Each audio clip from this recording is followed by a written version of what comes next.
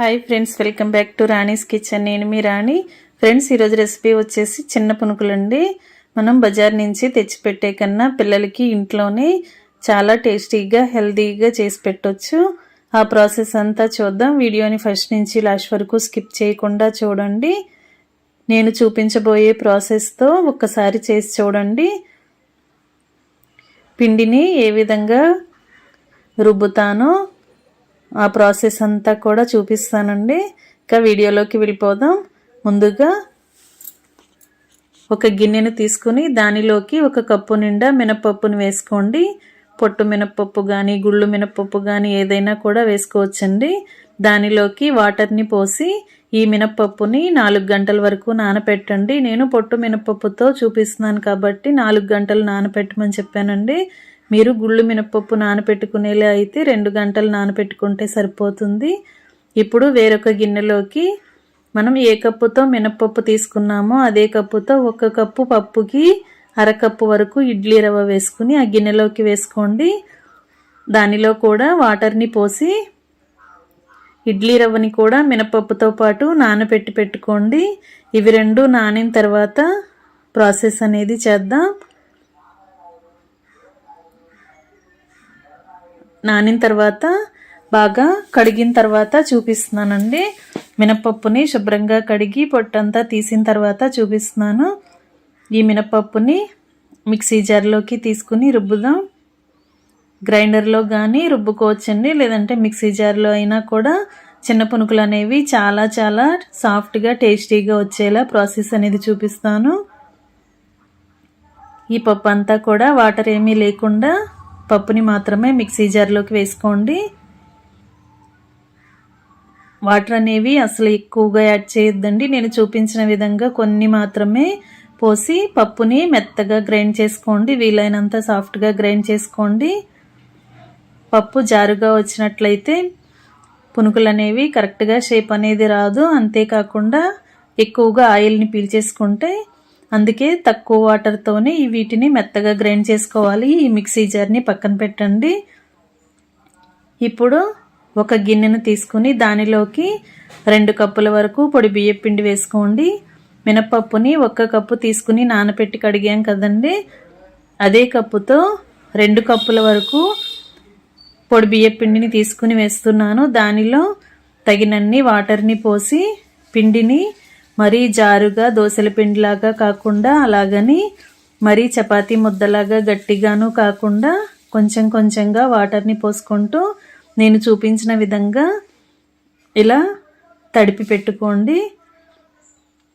చిన్న పునుకులు అనేవి మినపప్పు బియ్యం నానపెట్టి కడిగి రుబ్బుకుని చిన్న పునుకులు అనేవి వేసుకుంటూ ఉంటాం, లేదంటే మైదా పిండి గోధుమ పిండితో వేసుకుంటూ ఉంటాం.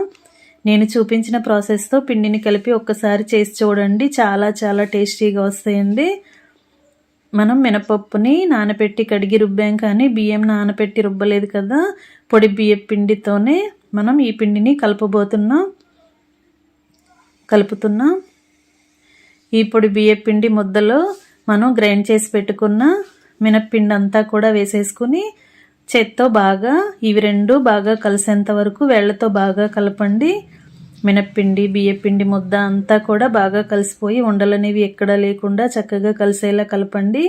ఇప్పుడు మనం మినపప్పుతో పాటు ఇడ్లీ రవ్వని కూడా నానపెట్టి పెట్టుకున్నాం కదా, దానిని కూడా శుభ్రంగా వాటర్తో 4-5 సార్లు బాగా కడిగి వాటర్ ఏమీ లేకుండా ఇలా గట్టిగా నేను చూపించిన విధంగా వాటర్ అన్నీ కూడా పిండుకుని ఇడ్లీ రవ్వను మాత్రమే మినపిండిలో వేసుకోండి.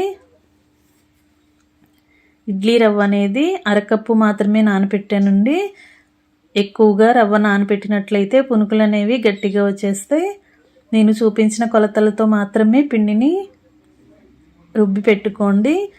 ఇడ్లీ రవ్వ అంతా కూడా వాటర్ని పిండి మినపిండిలో వేసేసుకున్నాం కదా, దీనిని కూడా బాగా కలపండి. మినప్పప్పు పిండి అలాగే బియ్యం పిండి ముద్ద అలాగే ఇడ్లీ రవ్వ కూడా బాగా కలిసిపోయి ఉండలనేవి ఏమీ లేకుండా చక్కగా కలిసిపోవాలి. ఈ విధంగా కలిపి పెట్టుకున్న గిన్నెకు మూత పెట్టుకుని 1-2 గంటల వరకు నానపెట్టి పెట్టుకోండి. మీకు టైం అనేది ఎక్కువగా ఉంది అనుకుంటే ఈ ప్రాసెస్ అంతా కూడా రుబ్బుకునే ప్రాసెస్ అంతా కూడా నైట్ చేసుకుని రుబ్బి పెట్టుకున్న పిండికి మూత పెట్టుకుని నైట్ అంతా కూడా అలా పక్కన పెట్టేసుకున్నట్లయితే మార్నింగ్ కల్లా కూడా పిండి అంతా కూడా చక్కగా సాఫ్ట్గా పులుస్తూ పొంగుతూ వస్తుందండి. అలా పొంగిన పిండితో పునుకులు అనేవి చేసుకున్నట్లయితే చాలా చాలా టేస్టీగా వస్తాయి. దీనిలోకి పల్లి చట్నీ కానీ, కొబ్బరి చట్నీ కానీ, టొమాటో చట్నీ కానీ, ఏదైనా రోటి చట్నీ కానీ ఎలా అయినా కూడా సర్వ్ చేసుకోవచ్చు. చట్నీ కూడా ప్రిపేర్ చేసి పక్కన పెట్టుకున్న తర్వాత ఇలా నైట్ మొత్తం నానబెట్టుకున్న పిండిని చూపిస్తున్నాను. నైట్ అంతా కూడా నానిన తర్వాత పిండి అనేది ఇలా పొంగుతూ బాగా నాని ఉంటుంది. ఇడ్లీ రవ్వ కానీ, బియ్య పిండి ముద్ద కానీ చక్కగా నానిపోతాయండి. ఈ విధంగా నానిన పిండితో ఇప్పుడు మనం పునుగులు అనేవి వేయబోతున్నాం. దీనిని మరొకసారి బాగా కలుపుకుని దీనిలోకి మిక్సీ జార్ తీసుకోండి. దానిలోకి మీ ఘాటుకి తగ్గట్టుగా కొన్ని పచ్చిమిర్చి ముక్కల్ని, కొన్ని అల్లం ముక్కల్ని తీసుకోండి. ఇలా సన్నగా తరిగిన అల్లం ముక్కల్ని 2-3 టేబుల్ స్పూన్లు వేసుకుని కొన్ని పచ్చిమిర్చి ముక్కల్ని కూడా వేసుకోండి. అలాగే 1 టీ స్పూన్ జీలకర్రను కూడా వేసుకుని పిండిలోకి టేస్ట్కి సరిపడా సాల్ట్ని వేసుకోండి. గల్లు ఉప్పు వేసినట్లయితే మనం వేసిన పచ్చిమిర్చి, అల్లం ముక్కలు, జీలకర్ర కూడా బాగా గ్రైండ్ అయిపోతాయండి. అందుకే గల్లుప్పు, రాళ్ళ ఉప్పు వేసి గ్రైండ్ చేశాను. ఈ విధంగా బాగా గ్రైండ్ చేయండి. గ్రైండ్ చేస్తున్నప్పుడు వాటర్ అనేవి అస్సలు యాడ్ చేయొద్దు. బరకగా గ్రైండ్ చేసుకున్నా కూడా పునుకులకి టేస్ట్ అనేది చాలా చాలా బాగుంటుంది. ఈ గ్రైండ్ చేసుకున్న పేస్ట్ అంతా కూడా పిండిలోకి వేసేసుకుని 1 టేబుల్ స్పూన్ వాటర్ మాత్రమే మిక్సీ జార్లో పోసి అవన్నీ కూడా ఇలా పిండిలో వేసుకుని మనం వేసినదంతా కూడా పిండిలో కలిసేలా గరిటెతో బాగా కలపండి. ఇదంతా కూడా బాగా కలిసి సాల్ట్ అంతా కూడా పిండిలో బాగా కలిసేంత వరకు గరిటెతో బాగా కలుపుకోండి. స్టవ్ ఆన్ చేసి కళాయి పెట్టుకుని డీప్ ఫ్రైకి సరిపడా ఆయిల్ పోయండి. ఆయిల్ కాగిన తర్వాత ఫ్లేమ్ని మీడియంలో పెట్టుకుని కొంచెం కొంచెంగా పిండిని తీసుకుంటూ ఇలా పునుకుల్లాగా వేసుకోండి. అప్పటికప్పుడు రుబ్బుకుని మనం పునుకులు అనేవి వేసుకోవాలి అనుకుంటే, ఈవినింగ్ టీ టైం స్నాక్స్గా వేసుకోవాలి అనుకుంటే కొంచెంగా వంట సోడా యాడ్ చేసుకుని వేసుకున్నట్లయితే పునుకులు అనేవి అప్పుడు కూడా గుల్లగానే వస్తాయండి. లేదంటే టైం ఉంటే నైట్ అంతా కూడా రుబ్బుకున్న పిండిని పెట్టుకుని మార్నింగ్ కల్లా కూడా వేసుకున్నా కూడా పునుకులకి టేస్ట్ అనేది చాలా చాలా బాగుంటుంది. ఇదే విధంగా డీప్ ఫ్రై చేసిన తర్వాత ఆయిల్ నుండి తీసి ప్లేట్లోకి పెట్టుకోండి. మిగిలిన పిండితో కూడా ఇదే విధంగా ఆయిల్కి పట్టినన్ని పునుకుల్ని వేసుకుని అన్ని వైపులా కూడా కరెక్ట్గా డీప్ ఫ్రై చేసుకున్న తర్వాత ఆయిల్ నుండి తీసేయండి. డీప్ ఫ్రై కంప్లీట్ అయిన తర్వాత స్టవ్ ఆఫ్ చేసుకుని సర్వింగ్ ప్లేట్లోకి తీసుకోండి. ఫ్రెండ్స్, ఛానల్ని ఫస్ట్ టైం వాచ్ చేసిన వారు సబ్స్క్రైబ్ చేసుకుని పక్కనే ఉన్న బెల్ బటన్ క్లిక్ చేయటం మాత్రం మర్చిపోకండి. నేను పెట్టబోయే రెసిపీస్ అన్నీ డైలీ చూడండి. నచ్చిన రెసిపీస్ని కుక్ చేసి ఫ్యామిలీకి సర్వ్ చేయండి.